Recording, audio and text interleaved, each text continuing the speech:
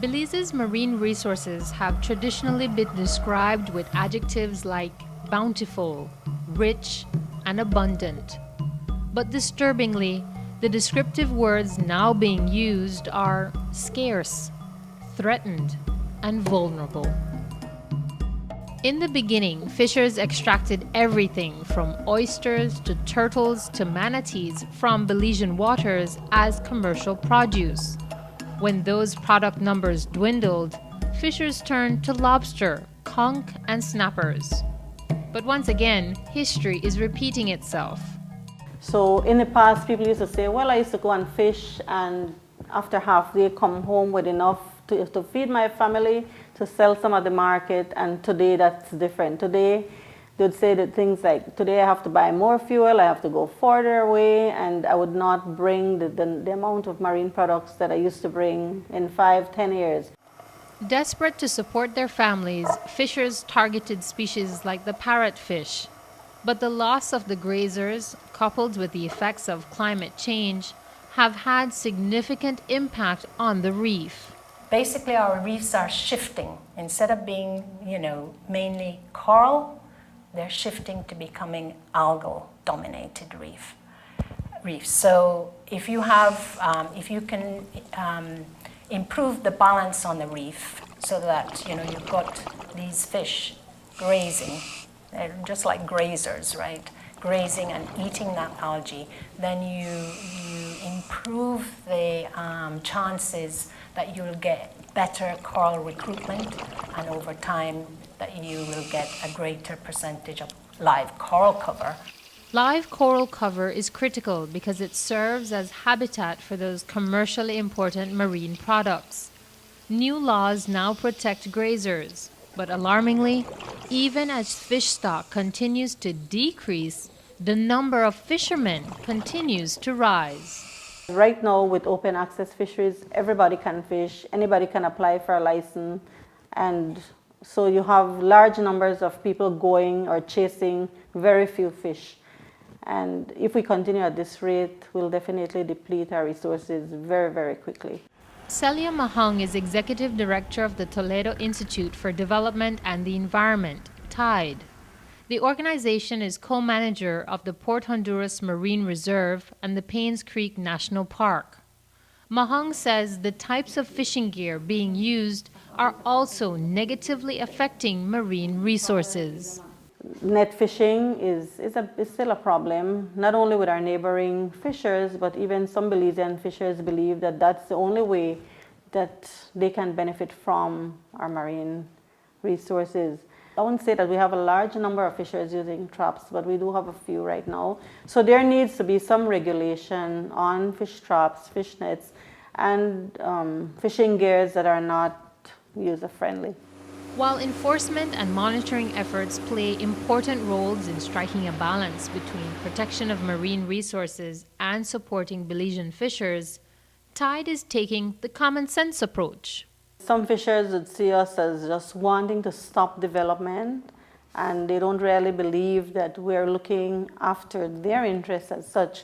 So what we've been doing recently is to continually provide information and training to local fishers, because we don't want to be the type of organization that will go to them to say, do this, do that, do the other.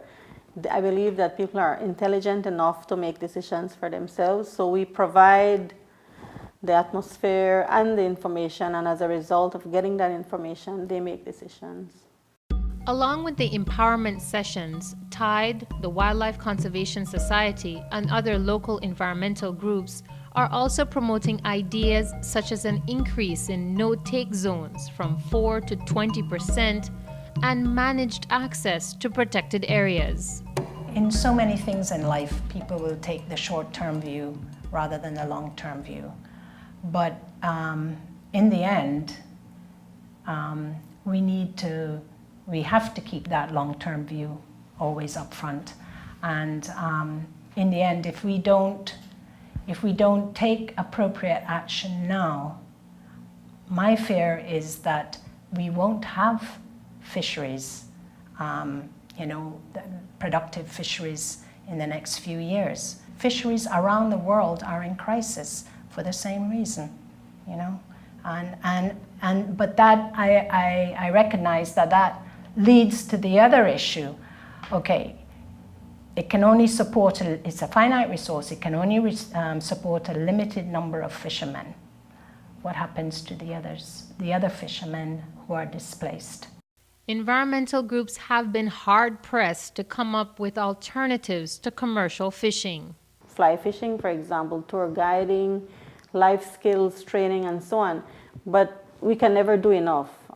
People would say, well, you're taking away my livelihood. What are you giving back to me? And because we're the only organization, or we're one of few organizations that people see, they expect us to offer all the opportunities, and that's a big challenge for us. Which is why TIDE and other organizations are asking both the public and policymakers to support the cause. One way is by simply visiting protected areas. Every single time we take kids or adults on a field trip, the response is so positive. They're like, I never know we have this.